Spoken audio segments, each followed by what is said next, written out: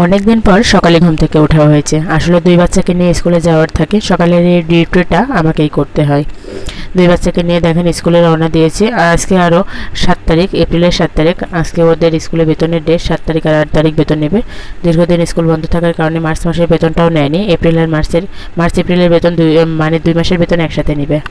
আজকে গিয়ে ওদের রেখে আমি এই স্কুলেই থাকবো। ক্লাস বসার পর বেতন দিয়ে তারপরে বাসায় আসবো। স্কুলে দেখেন চলে এসেছি, দুই পণ্ডিত আগে আগেই যাচ্ছে। মানে ওদের স্কুল বুঝতেই পারছেন, চারিদিককার পরিবেশটা একটু অন্যরকম হয়ে গেছে। ঘাসগুলা বড় হয়ে গেছে, চারিদিকে সবুজ সবুজ একটা ভাব। মানে অনেক দিন ধরে স্কুলে আসা হয়নি, বুঝতেই পারছেন। এই তো ক্লাসের মধ্যে ঢুকে পড়ছি, স্কুলের মধ্যে ঢুকে পড়ছি। ওরা এখন ক্লাসে বসলে আমি বাইরে একটু ঘোরাঘুরি করব। ক্লাসটা বসলে বেতন দিয়ে বাসায় যাব। বাসায় গিয়ে আসলে অনেক কাজ আছে। দুপুরে রান্নাবাড়ির ভিডিওটা আজকে আপনাদের সাথে শেয়ার করব ইনশাল্লাহ।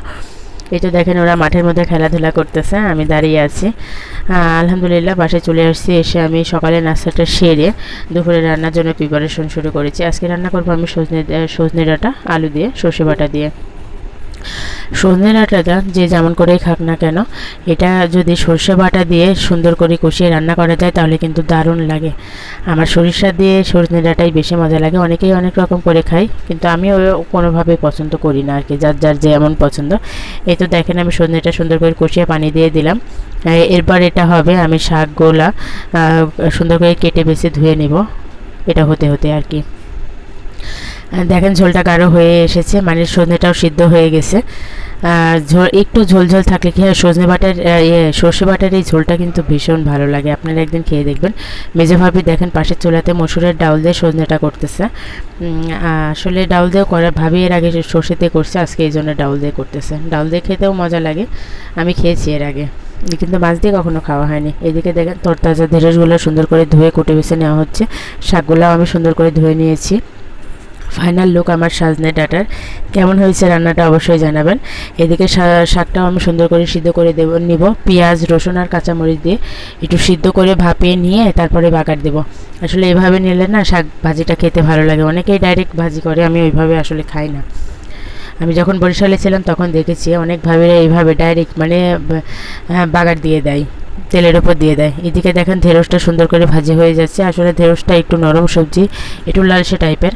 এটা যদি ফুল ফ্লেম দিয়ে বারবার নাড়াচাড়া করা যায় তাহলে ওই লালচে ভাবটা আর কি চলে যায়, ঝরঝরে সুন্দর হয়ে যায়। এদিকে দেখেন আমি দুই চুলাতে একসাথেই মানে নাড়াচাড়া করছি আর ভিডিওটা করছি, আপনারা বুঝতেই পারছেন। এটা শাকটা বাগার দিয়ে দেবো এখানে। আমার ঢেঁড়স ভাজিটাও পাশে চুলায় হয়ে যাচ্ছে।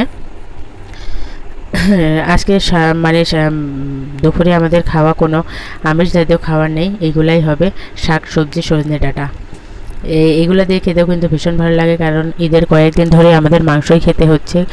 মানে মাংস আর মাংসই চলতেছে। মাছ আমি মাঝখানে তাও একদিন রান্না করেছিলাম, তরকারিটা খাওয়া হয়নি, মাছগুলো তুলে ভেজে খেয়েছি। আজকে এই একদম নিরামিষের ওপর চলবে। ভালোই লাগবে বলেন অনেক দিন পরে। আমার তো খুবই মানে মজা লাগে যদি শাক ভাজি সাথে ভাজি, তারপর সন্ধ্যে ডাঁটা হলে তো আর কিছু লাগেই না আমার। বিকেলবেলা একটু আমি বাইরে বের হয়েছিলাম। আসলে আজকে দুপুরবেলা ঘুম আসার পরে কেমন যেন নিজের কাছে লাগছে, মানে উঠতেই ইচ্ছা করছে না।